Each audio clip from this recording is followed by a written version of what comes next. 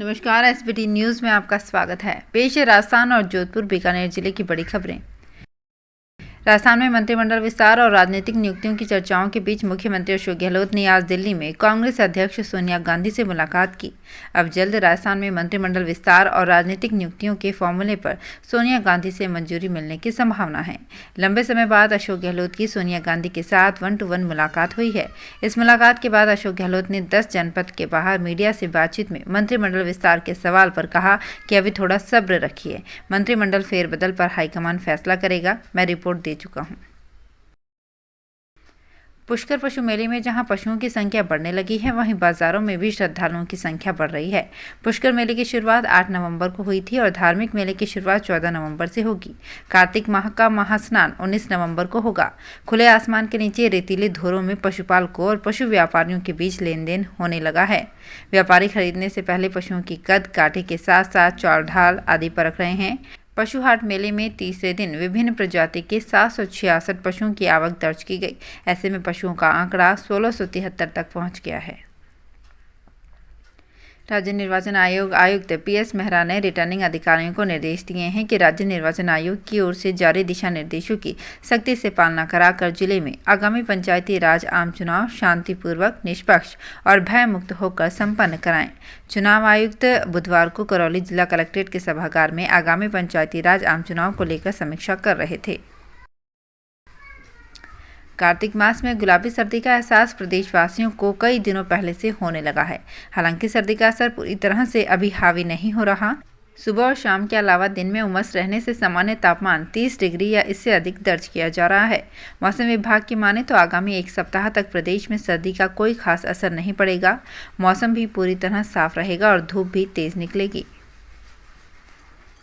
जयपुर प्रदेश में बहुप्रतीक्षित मंत्रिमंडल विस्तार और फेरबदल की सुगबुगाहट तेज हो गई है। मुख्यमंत्री अशोक गहलोत के दिल्ली दौरे ने भी इन अटकलों को और बल दिया है। वहीं मंत्रिमंडल फेरबदल विस्तार में किन चेहरों को मौका दिया जाए, इसे लेकर भी चर्चा चल रही है। साथ ही जातिगत और क्षेत्रीय संतुलन के हिसाब से भी मंत्रिमंडल किए जाने की बात कही जा रही है। इसके अलावा मंत्रिमंडल फेरबदल विस्तार में SC, ST, OBC और अल्पसंख्यक वर्ग को भी तवज्जो मिलने की बात कही जा रही है। देश में शिक्षा की गुणवत्ता की जांच के लिए नेशनल अचीवमेंट सर्वे शुक्रवार को होगा। इसके लिए सीकर जिले की 191 सरकारी और निजी स्कूलों का चयन किया गया है, जहां कक्षा 3, 5, 8 व 10 के बच्चों की परीक्षा के साथ संस्था प्रधान व शिक्षकों से भी शिक्षण व्यवस्था को लेकर और मूल्यांकन के आधार पर ही जिले की राज्य व राज्य की राष्ट्रीय स्तर पर रैंक तय होगी। केंद्रीय कृषि राज्य मंत्री कैलाश चौधरी ने बाड़मेर जिले में भाडियावास गांव में हुए बस और ट्रेलर की भिड़ंत के घायलों से जोधपुर के MDM अस्पताल में मुलाकात की। उन्होंने घायलों से उनकी कुशलक्षेम पूछी और चिकित्सकों को उचित देखभाल के निर्देश दिए। उनके साथ जोधपुर नगर निगम दक्षिण की महापौर वनिता सेठ भी थी। आपको बता दें कि इस हादसे में 12 लोगों की जलने से मौत हो गई थी, वहीं करीब 2 दर्जन लोग घायल हो गए थे। बीकानेर स्थित PBM की जनाना विंग में बधाई लेने वाले अटेंडेंट पर अंकुश लगाने के लिए सुप्रिंटेंडेंट ने 3 वरिष्ठ डॉक्टरों की जांच कमेटी गठित की है, जो 2 दिन में अपनी रिपोर्ट पेश करेंगे। हॉस्पिटल में प्रसूताओं के परिजनों से बधाई के नाम पर ली जाने वाली राशि की चर्चा मीडिया में होने के बाद हॉस्पिटल प्रशासन ने संज्ञान लिया और डॉक्टरों की 3 सदस्यीय टीम का गठन किया है। इसमें उप अधीक्षक doctor KK Mishra, doctor Gauri Shankar Joshi तथा मुख्य नर्सिंग अधीक्षक हरिराम परिहार शामिल हैं। छठ पर्व पर गुरुवार को महिलाओं ने पारंपरिक पूजन और लोकगीतों के बीच उगते सूरज को अर्घ्य दिया। महिलाओं ने घर परिवार में खुशहाली की कामना की। धुंधलाए मौसम में सुबह जैसे ही सूरज ने किरणें बिखेरी, तब जोधपुर में रह रही बिहार, झारखंड और अन्य प्रांतों की महिलाओं ने पानी में खड़े होकर अर्घ्य दिया। इस दौरान सूर्य देवता की स्तुति की गई। महिलाओं ने श्रीफल, केले, सेब, गन्ना, अगरबत्ती, फूल और मिष्ठान से पारंपरिक पूजा अर्चना की। निजी यात्रा पर बीकानेर आए परिवहन मंत्री प्रताप सिंह खाचरियावास ने कहा कि राजस्थान के विधायकों को सांसद के बराबर 5 करोड़ का विधायक कोटा मिलता है, जो हिंदुस्तान के किसी विधायक को नहीं मिलता। बीकानेर रोडवेज की दुर्दशा को अगर बीकानेर के विधायक दूर करना चाहे तो उनके लिए ये चुटकियों का काम है। मैंने इसकी जयपुर से शुरुआत की है। वे भी विधायक निधि से 1-1 करोड़ रुपए देकर रोडवेज बस स्टैंड का कायाकल्प कर सकते हैं।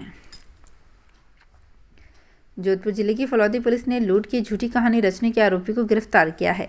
ग्रामीण पुलिस अधीक्षक अनिल कयाल ने बताया कि रामदेवरा के दिनेश राम मेघवाल 2,37,000 रुपये लूटने की रिपोर्ट दी थी। पूछताछ करने पर लूट फर्जी निकली। उसने बताया कि उसके ऊपर काफ़ी उधारी हो गई थी, इसलिए लूट की फर्जी कहानी रची।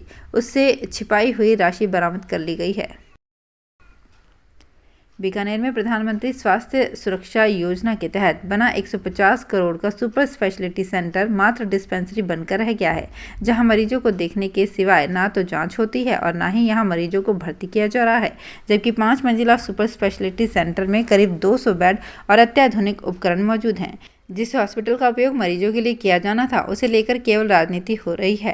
केंद्र सरकार के बजट से तैयार इस हॉस्पिटल का लोकार्पण मुख्यमंत्री अशोक गहलोत तथा केंद्रीय स्वास्थ्य मंत्री हर्षवर्धन ने 26 अगस्त 2020 को किया था। मुख्यमंत्री और जल संसाधन विभाग की स्वीकृति से सुरपुरा बांध स्थित प्राचीन बारादरी पर्यटक स्थल के रूप में विकसित करने के लिए जेडीए को स्वीकृति प्रदान हो गई है। सुरपुरा बांध को पर्यटक स्थल के रूप में विकसित करने के लिए प्रथम चरण में जोधपुर विकास प्राधिकरण द्वारा 2 करोड़ 65 लाख रुपए की लागत से कार्य किया जा चुका है। जयपुर जिले के आंधी गांव के एक जने ने दौसा जिले के लालसोट थाने में बुधवार को 5 लाख रुपए लेकर सोने की नकली जंजीर थमाने और धोखाधड़ी का आरोप लगाते हुए कुछ जनों के खिलाफ नामजद मामला दर्ज कराया है। पीड़ित कैलाश प्रजापति ने प्राथमिकी दर्ज कराई है कि वो सुनारी का काम करता है। करीब 1.5 माह पूर्व 27 सितंबर को दौसा के उसके मामेरे ससुर अशोक कुमार प्रजापति ने उसे बताया कि एक व्यक्ति लालसोट में मिला था जिसके पास सोने की जंजीर है, वो उसे बेचना चाहता है। इसके नाम पर उस व्यक्ति ने उसे 5 लाख रुपए ठग लिए। जोधपुर एम्स के सर्जिकल गैस्ट्रोलॉजी विभाग में 27 साल के एक युवक की आहार नलिका संपूर्ण ऑपरेशन रोबोट के जरिए किया गया। एम्स के डॉक्टरों का दावा है कि पूर्णतः रोबोट के जरिए आहार नलिका ये पूरी दुनिया का पहला ऑपरेशन है। आहार नली सिकुड़ने के कारण ये ऑपरेशन करना पड़ा। इसके लिए सिर्फ 8 mm का एक कट लगाना पड़ा। तो फिलहाल इस बुलेटिन में इतना ही। फिर हाजिर होंगे कुछ और बड़ी खबरों के साथ। एसबीटी न्यूज़ के और भी वीडियोस को देखने के लिए हमारे चैनल को सब्सक्राइब करें और नोटिफिकेशन पाने के लिए बेल आइकन को प्रेस करें।